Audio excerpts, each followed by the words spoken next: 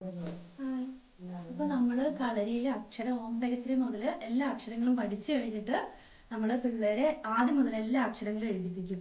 അതാണ് ചിന്തംവര എന്ന് പറയുന്നത്. അപ്പൊ അങ്ങനെ ഒരു ചടങ്ങാണ് ഇവിടെ നടക്കാൻ പോകുന്നത്.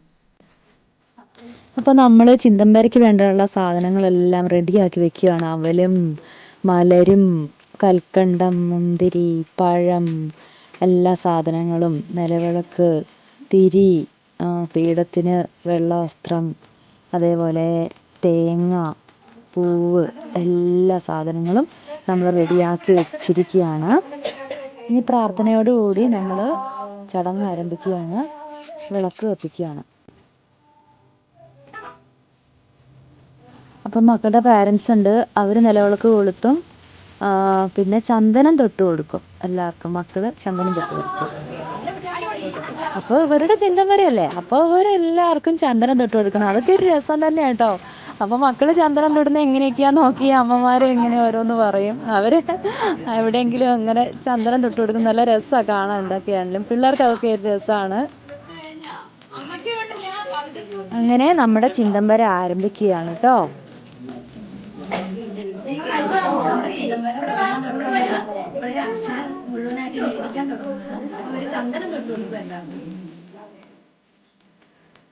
അപ്പൊ നമ്മുടെ മോളൂട്ടി ആദവകുട്ടിയാണ് ഇന്ന് ചിന്തം വരയ്ക്കാൻ പോകുന്നത്. ഇവരാണ് ചിന്തം.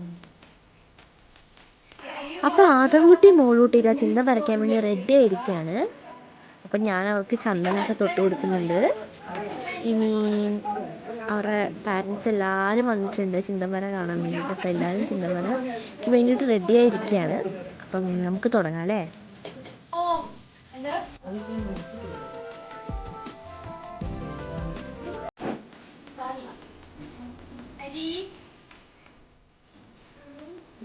അത് കൂട്ടിയിട്ട് ഹരി ഞാനായിട്ട് വള്ളിയിട്ടോ. വള്ളിയിട്ട് ഹരി ശ്രീ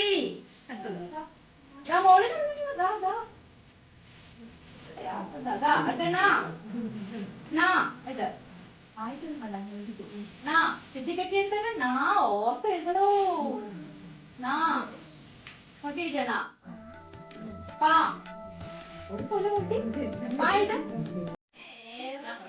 അപ്പോൾ അവരെല്ലാ അക്ഷരങ്ങളും ഇത്രയും നാൾ കാണാതെ പഠിച്ചിട്ടാണ് അവരെഴുതുന്നത്.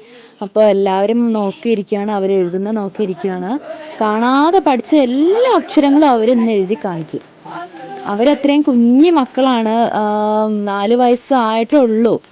എന്നാലും അവരെന്ത് ചെയ്തു, എല്ലാ അക്ഷരങ്ങളും പഠിച്ച അക്ഷരങ്ങൾ ഫുള്ളും അവരെഴുതി കാണിക്കുന്നുണ്ട്.